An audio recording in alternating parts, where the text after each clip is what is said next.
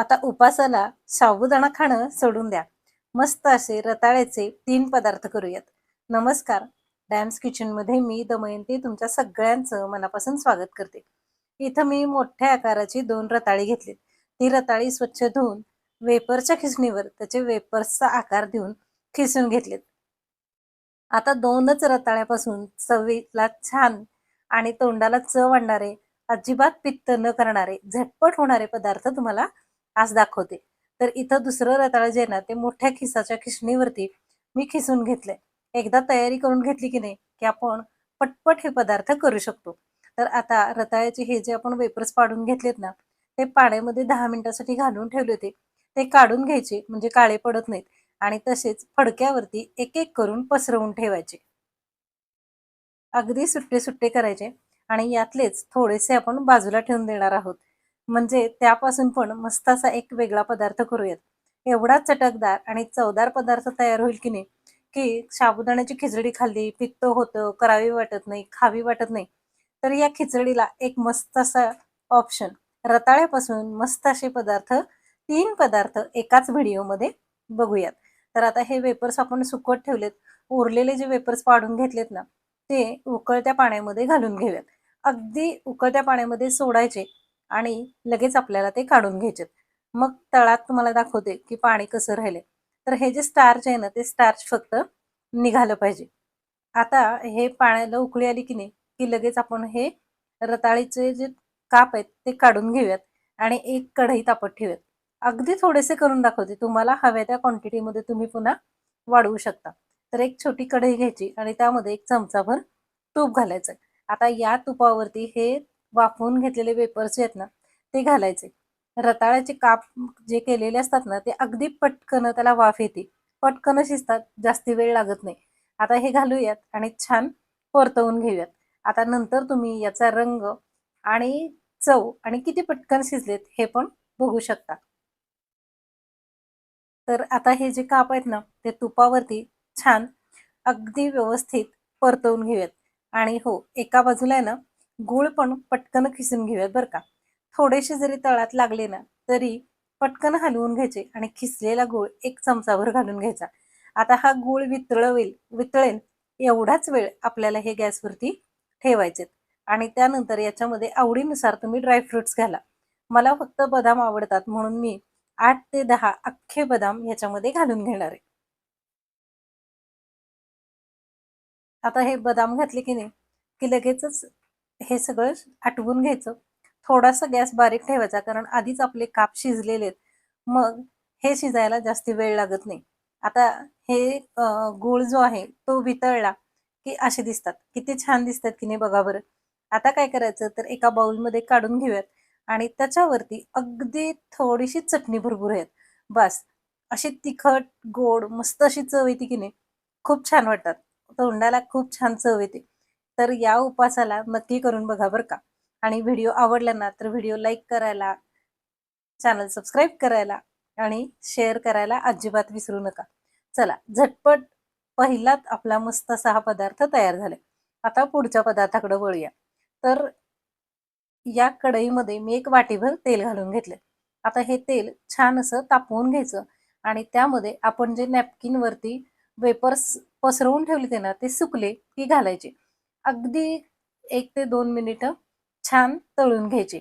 आता हे पटकन तळले जातात आणि आता हे आपले रताळ्याचे वेफर्स पटकन तयार होतात. बघा, याला फक्त आपल्याला खालीवर करत-करत मोठ्या गॅसवरती तळून घ्यायचेत. म्हणजे एकदम पटकन आणि कुरकुरीत असे तळले जातात. तर आपला हा दुसरा पदार्थ तळून तयार झाला. तर हे वेफरसुद्धा एकदा नक्की करून बघा. आणि रताळी ही खूप पौष्टिक असतात, ताकद वाढवणारी असतात आणि त्यामध्ये खनिज भरपूर प्रमाणात असतात. मग म्हणून तर खरं तर खावेत. मग एरवी बटाट्याचे वेफर्स खाण्यापेक्षा हे वेफर्स तुम्ही करून सुद्धा ठेवू शकता आणि अगदी 15 दिवस खाऊ शकता. आता हे पण काढून घेऊयात आणि याच्यावरती थोडंसं चवीनुसार मीठ भुरभुरून घ्यायचं आणि लगेच खायला घ्यायचे. आता आपण तिसरा पदार्थ करणार आहोत, जो आपण खीस करून ठेवला होता ना, त्या खिसापासून. तर हा खीस काळा पडू नये म्हणून मी पाण्यात घालून ठेवला होता.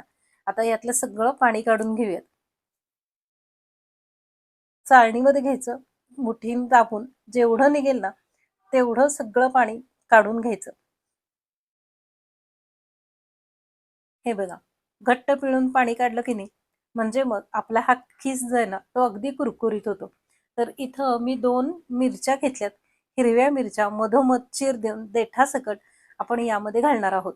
त्यामुळं अगदी विकतच्या चिवड्याला जशी चव येते ना, तशीच याला चव येते. तर आता याच वेफर्स तळलेल्या तेलामध्येच हा खीस जो आहे ना, तो सोडून देऊयात आणि हलवून तळून घेऊयात. आता वेफर्स आपण मोठ्या गॅसवरती तळले होते, पण खीस मात्र बारीक गॅसवरती कुरकुरीत आणि खरपूस होईतोपर्यंत तळून घ्यायचा. आहेत की नाही एकदम वेगळे उपवासाचे भन्नाट असे पदार्थ.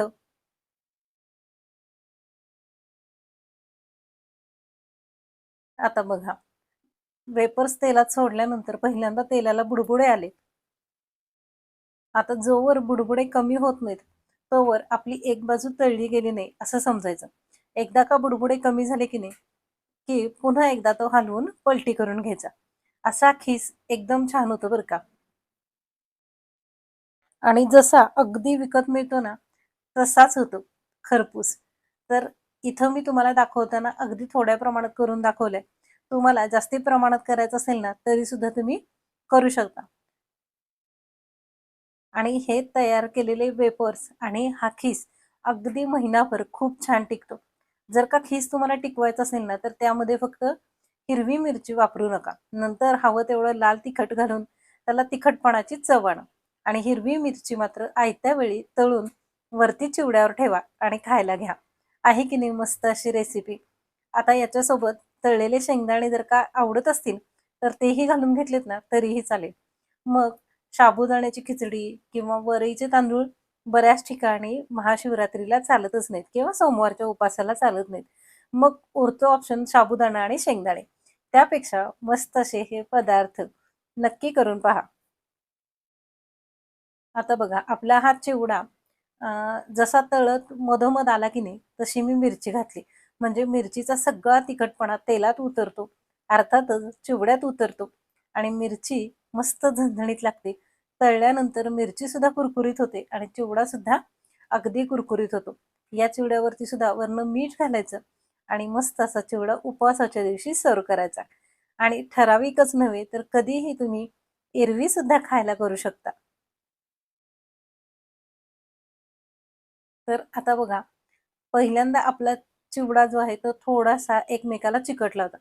पण जसं-जसं आपण तळत-तळत जातो, झाऱ्याच्या साहाय्यानं हलवून घेतो ना, तसा-तसा तो सुट्टा होतो.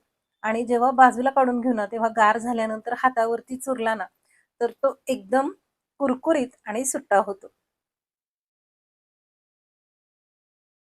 तर मस्त असा हा आपला चिवडा तयार आहे. आणि हो, याच चॅनलवरती मी झटपट वेफर्सची रेसिपी पोस्ट केली. ती जर का तुम्ही पाहिली नसेल ना, तर नक्की एकदा पहा. म्हणजे चॅनल चेक करा. चॅनलवरचे सगळे व्हिडिओ एकदा बघा.